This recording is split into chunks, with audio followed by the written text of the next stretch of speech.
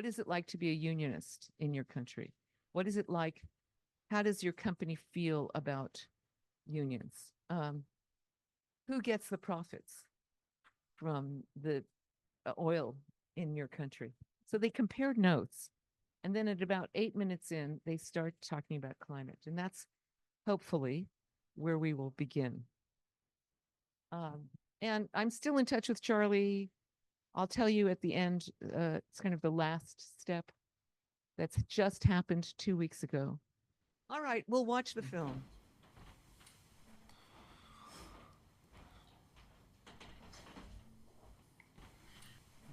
This meeting is being recorded. Hello. Hello. Hey, what's up, man? Charlie here. Okay, Charlie. Hello. From Los Angeles. Wow, that's great. Christian from Norway here. Hello. Christian? Yeah. From Norway, okay. Nigeria? Yeah. I'm Didi. I'm calling from Nigeria. I'm Didi. D-I-D-I. How's it going, man? No problems. We're doing fine. Okay. So where do you work at? Yeah, what I work at, basically, I work with an engineering firm, oil field engineering firm. Okay. I am a fluids engineer, fluids. Hmm. So I'm basically into drilling. Is it onshore or offshore, Diddy? Offshore, yeah. Okay, so you offshore, offshore, onshore, deep offshore, everywhere. Okay. That's what I do. So do you work for a union? Yeah. Yes. For years, I've been a member of the union since being a member of the senior staff. I've been in the Pengasan, we call it the Petroleum and Natural Gas Senior Staff Association of Nigeria, Pengasan. For some 6 years within my years of service in the union, I was the chairman of the what we call CBA Review Committee, which is the Collective Bargaining Agreement Committee, CBA, Collective Bargaining Agreement. So basically what I do is just review line items, get information from my members and what they think it should be, and then we work on it and then present it to General House. It becomes a guide usually for the executive while negotiating for increased pay and all that stuff. Okay, so you've been busy. But how's the union over there? Is it? Are you strong? For the most part, yeah. Yeah. We're pretty strong. Everybody's union at my where I work at, right? And then we started connecting with the other facilities, the other refineries. So even though they're competitors, right? Mm. It's still the same union, so we all get to work together. Yeah. Yeah, we are there. Here's the organization. It's like I would say 99.5% offshore. Yeah. So everybody is in some kind of union. We are part of the biggest union. So yeah. So I'm the chair of the Next Gen committee. Yeah. I'm also in the grievance committee. Yeah. And I'm a union steward, so I get a little busy sometimes with the union. Yeah. Your bosses, it's okay for you to do like 3 hours union work today if you want to, or do you have to do it on your free time, or? No, so we're always so how do I say it? So where we work at, we're employees, right, of the company. Yeah.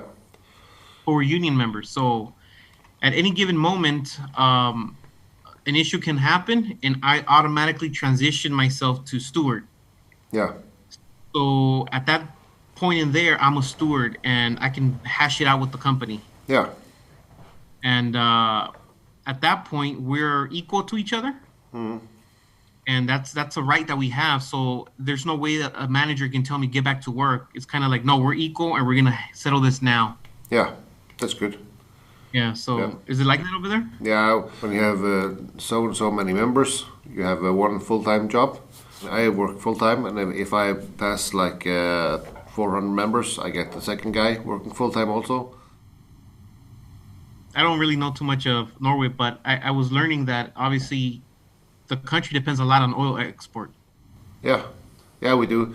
It's like 2% of the oil and 3% of the gas of the world is from Norway. But you guys depend on it financially, but not in your country, right? You guys are. The tax from the companies is like sky high, but they pay 78% tax of the oil to the government. So we have that in our, let's say, in an account, and all that money is goes to all the people in Norway. So the tax here from the oil is very high, but it's a lot of money in the business. So we have to the government take care of 78% of the money from it. So yeah, it's like our Norwegian pension. Okay. Or what do you call it, So, yeah. so the companies, the corporation, pay 78% tax. 78, yeah, Wow. yeah, Wow. It's a lot. yeah. Right here, I don't think corporations pay any taxes. So my next question was, so we're union, and the company that I work for, they probably hate us. They don't want us there. It looks like similar experience. So, what kind of dynamic do you guys have with the companies that you guys work with? For us in Norway, it's very good because the companies see the how important the union are for the business. Like yesterday, we have a thing called third part cooperation. Is the employees, or let's say the union, the company, and the state of Norway. So we three-part situation. And like yesterday, the union and the big oil companies are working together with the government to come to an agreement with the tax package, as I talk about, and together we help each other. So for us up here, it's very good. But of course, there is someone who can fuck up the whole thing. If you're a guy who want to fight, you can make a lot of noise in your local club or whatever. But the thing is to have people in work, and so we kind of working for the same thing, that people should have a safe and good job. Yeah. That's not the case over here. If you gave them an option and say, "Hey, do you want us here or do you want us out?" They'll probably say, "We want you out." In Nigeria, I see the whole of the relationship much more at different layers of the union, of the national union. The national union is made up of government companies like the National Oil Corporation, and then we also have the big oil multinationals, and then we have third-party companies, small companies like Schlumberger, name it, Halliburton, and all that stuff. That's the levels we operate here. At the level of the third-party companies and big oil multinationals, the union leaders are seen as troublemakers. In fact, unionists are seen as troublemakers. They want you out. About the climate now, can you tell us a little bit about that? So I work in a refinery, right? So we refine the crude oil that we get. Yeah. So from there, where I work at, we get a lot of attention, and there's a lot of people that want to shut us down, right? They don't believe in fossil fuels at all, right? No. Which is fine, right? They're entitled to their opinion and everything, right? But I started getting involved with my union as far as, we need to be at the table if climate change is going to happen and infrastructure is going to evolve. Yep. Then the union needs to be involved there as well, right? Mm-hmm. And you know how they say, right? If you're not at the table, you're on the menu, right? Yeah.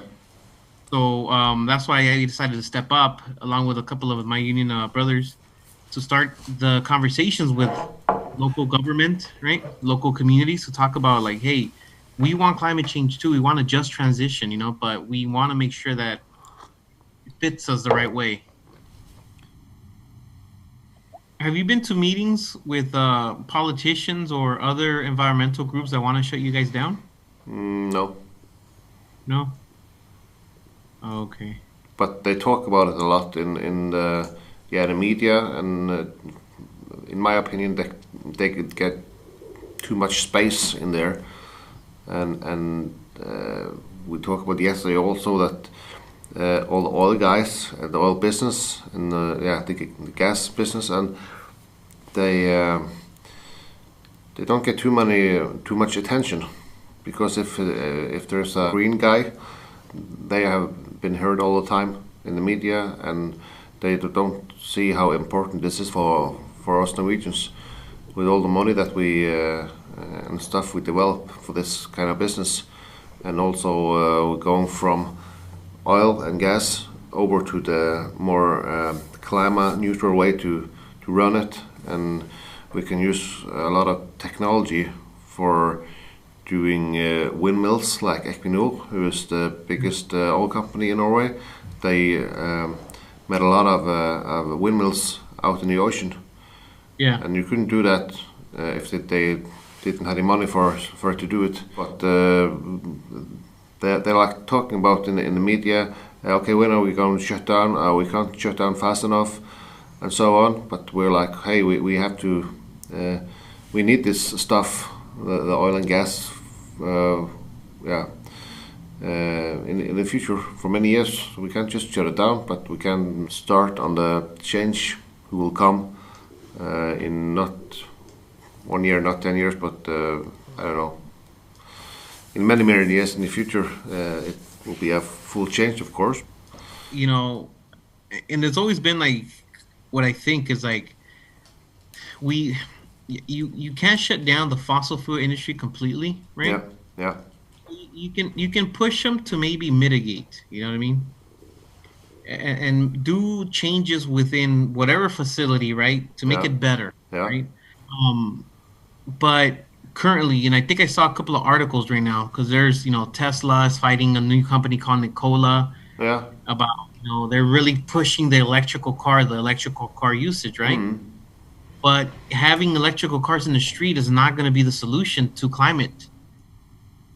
What's happening in Nigeria? What are the talks? What is the media saying? What are the environmentalists saying about climate change? Well, from my own personal perspective, climate change is real. It's in the Delta, where we're basically having increases in sea levels. From where I talk, because I am in the countryside, that's my home, my ancestral home, and that's where I'm talking from now. And a lot of destruction happens almost every year in Nigeria due to flooding that people have never seen before. If I just peep out of my window, I've seen a gas flare, and it's been there since 1962. You say a flare? Yeah. Wow. Gas flare. Wow. So we're having because I meet with the local chiefs, and we review our history, who we are, and what has happened over the years, and there's a lot happening here. I just can't tell you that. But at the level of the unions, here the unions have no organized response to the issues of climate change. They're very much more trapped in issues related to bread and butter. Basically, the union has no basic position concerning climate change in Nigeria. Union is not in the picture, because the union is seen much more as an appendage of government. But is the Nigerian government pushing for a change, or they're just neutral? The Nigerian government is not neutral. They are an investor, and they're also regulating. You don't expect the Nigerian government to be fair. They flouted court decisions and dismissed some judges who were involved in making the right judgments in courts. So, and also an investor. You cannot regulate yourself, especially if your interests are involved in dollars, in oil dollars.